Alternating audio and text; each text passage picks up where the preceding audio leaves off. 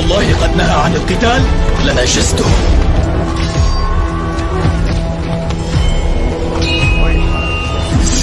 ينهى القوم عن القتال ويشير بالرجوع، ثم يقول عود رجل المبارزة مع عبد واحد وليد.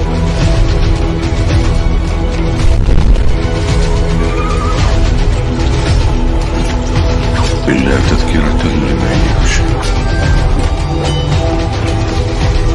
تنزيلا ممن خلق الأرض والسماوات العلى. الرحمن على العرش استوى.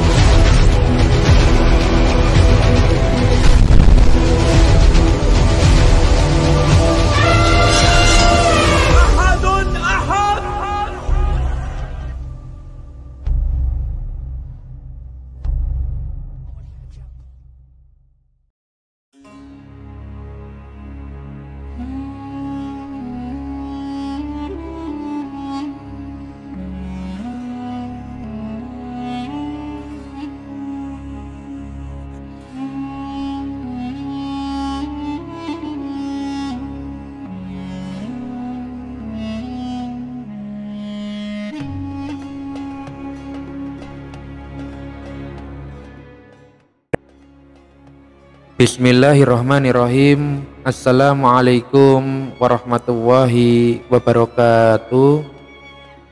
Pada kesempatan kali ini saya akan menyampaikan sejarah mengenai anak daripada Nabi Nuh alaihissalam yang bernama Ham, atau yang biasa kita kenal dengan nama Ham bin Nuh.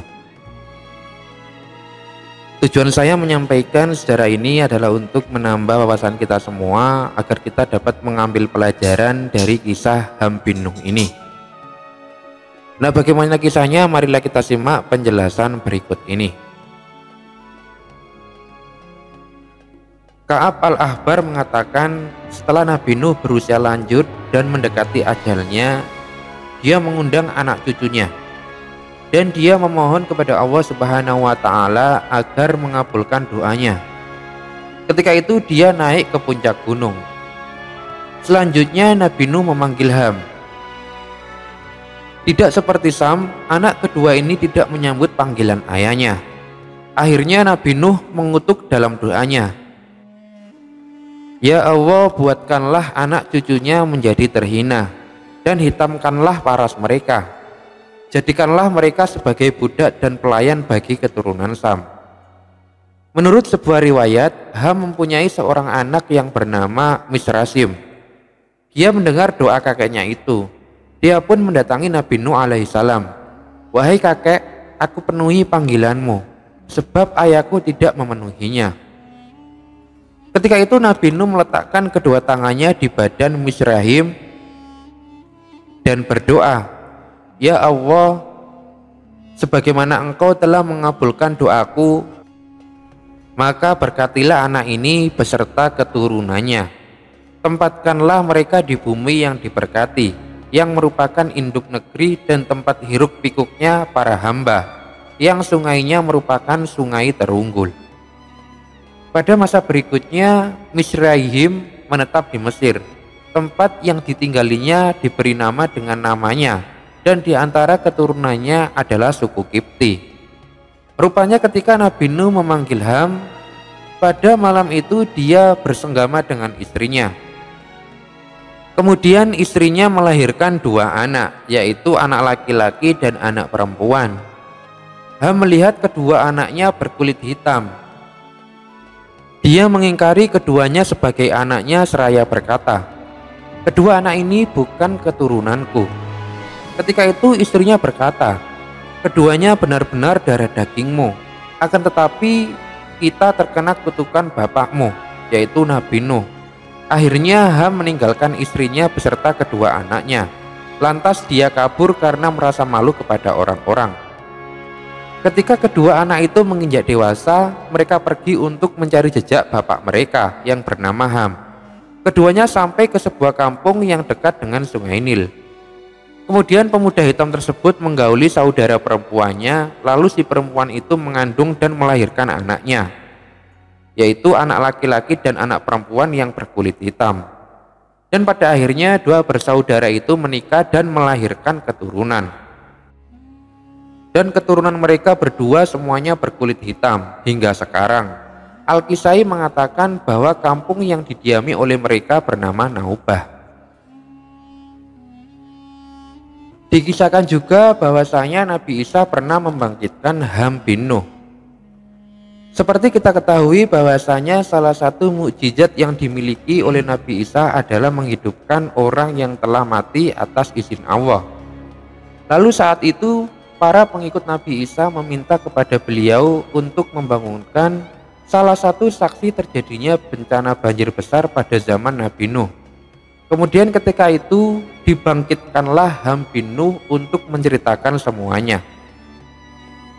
Imam Abu Ja'far bin Jarir meriwayatkan dari Ali bin Zaid bin Jud'an, dari Yusuf bin Mihran, dari Ibnu Abbas, ia berkata, orang-orang Hawariyun, yaitu para pengikut Nabi Isa alaihissalam, pernah berkata kepada Isa bin Maryam, dapatkah engkau membangkitkan satu orang saja yang pernah menyaksikan kejadian bencana banjir agar ia dapat menceritakan kejadian itu langsung kepada kami? Maka Nabi Isa pun ketika itu pergi dengan diikuti oleh sejumlah Hawariyun hingga mereka sampai di sebuah gundukan tanah. Lalu ketika itu Nabi Isa mengambil satu genggam dari tanah itu dengan tangannya. Lalu ia berkata, apakah kalian tahu apa ini? Kemudian mereka menjawab, tentu Allah dan Rasulnya lebih mengetahui. Ketika itu Nabi Isa menjelaskan, ini adalah mata kaki milik Ham bin Nuh. Lalu tanah tersebut dipukulkan dengan tongkatnya seraya berkata, bangkitlah kamu dengan seizin Allah.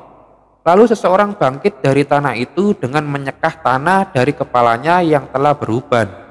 Lalu Nabi Isa bertanya, apakah seperti ini ketika kamu meninggal dunia? Ia menjawab, tidak, aku meninggal dunia ketika aku masih muda. Namun aku mengira sudah tiba saatnya hari kiamat yang membuatku ketakutan hingga rambutku sampai beruban. Lalu ketika itu Nabi Isa berkata, ceritakanlah kepada kami tentang kapal Nabi Nuh alaihissalam. Lalu ia menuturkan, kapal itu memiliki panjang 1200 hasta dan mempunyai lebar 600 hasta. Kapal itu memiliki 3 lantai. Satu lantai terdapat hewan peliharaan dan binatang liar. Satu lantai lagi terdapat manusia. Dan satu lantai lainnya terdapat berbagai jenis burung. Ketika kotoran hewan telah semakin banyak, Allah Subhanahu wa Ta'ala mewahyukan kepada Nuh untuk memegang ekor gajah. Lalu ketika Nuh memegang ekor gajah tersebut, maka jatuhlah babi jantan dan babi betina, lalu keduanya melahap kotoran tersebut.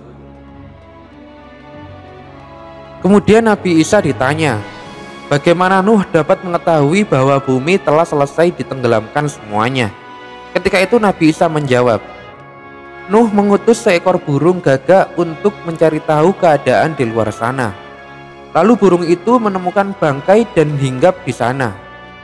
Maka Nabi Nuh mengutuknya dengan rasa takut, sehingga sampai sekarang ia tidak dapat mengenali rumahnya.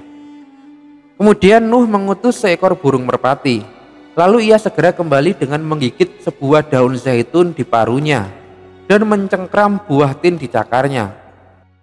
Maka Nabi Nuh pun memahami bahwa bumi telah selesai ditenggelamkan. Kemudian Nabi Nuh mengelus waran hijau yang ada di leher burung tersebut dan mendoakannya agar selalu dalam kebahagiaan dan keamanan. Sejak saat itu hingga sekarang burung merpati mengenali rumah tempat ia harus kembali. Lalu Hawariyun berkata kepada Nabi Isa, wahai Rasulullah, dapatkah kita mengajak orang ini untuk menginap di rumah kita agar ia dapat beristirahat dan menceritakan semuanya secara lengkap? Ketika itu Nabi Isa menjawab, bagaimana mungkin kalian dapat membawa seseorang yang sudah dihentikan rezekinya? Kemudian Nabi Isa berkata kepada jasad tersebut, kembalilah kamu dengan seizin Allah. Maka jasad itu, yaitu Ham bin Nuh, kembali menjadi tanah.